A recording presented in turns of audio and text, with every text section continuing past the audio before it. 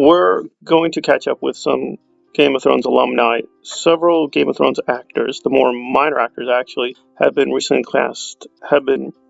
cast in TLOU, an adaptation of a popular video game series. Now, I'm a gamer and I do play a lot of video games, but I've been out of it, so I don't know TLOU too much. Essentially, Bella Ramsey, who played Lyanna Mormont, who is a very kind of popular character who was introduced very late into the series, as well as the Red Viper, or Pablo Pascal, who more recently has done The Mandalorian, are going to be starring in the adaptation of TLOU, which has been created by Neil Druckmann. It's going to be coming to us through HBO. So this is pretty exciting because I do like both characters a lot, even though they're not on Game of Thrones too much, and so I really like both characters a lot, and they had a lot of potential, but for various reasons they had only limited exposure. I can't, again, spoil it for those who have not seen the series, but needless to say, they left quite an impression, especially Pascal as the Viper from Dorne. I thought he was really, really excellent and did a lot, given only a few number of scenes he was in.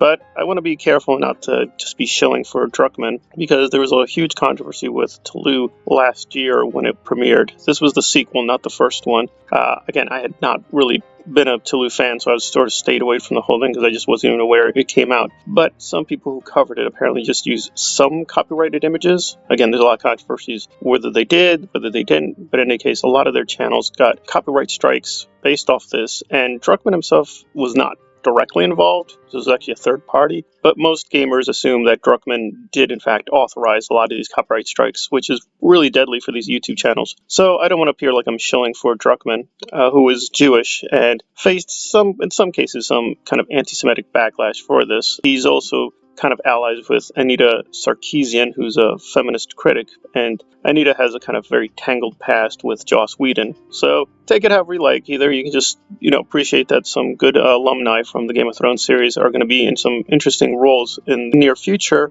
or from another POV that it's a kind of a problematic project by somebody who censors YouTubers. And again, I just don't know TLOU too much to comment on the show. I don't know TLOU enough to comment on the video game series itself. All I know, it's a kind of post-apocalyptic game, though I hear it's very, very popular and it's very, very well done in terms of the animation style and things like that. And I'm definitely going to be interested now to go through walkthroughs and just figure out more about the game before the adaptation comes to us through HBO. So some interesting news, and I'm very eager to see what they're going to do with the roles, because both are very talented actors. So whatever you think about Druckmann himself, I'm sure this is going to be a very interesting project. And Druckmann has already done some things through television. If you like Chernobyl, apparently he had a role in that as well. So again, a lot of good signs. But again, usually I try to bracket both of those. Even if I don't like somebody's politics, like a la Mel Gibson, I still try to give the media a chance, even if I really vehemently disagree with the person's social and or political views. But that, again, that's just me. And I try to be fair-minded. If you've seen the recent thing on Tom Morello, I do like Tom Morello and his music a lot, but I'm not exactly supportive of what he's going to be doing with D&D in the future with Netflix. So there we are. So it'll be interesting how Bella and Pascal and what they're going to bring to their roles.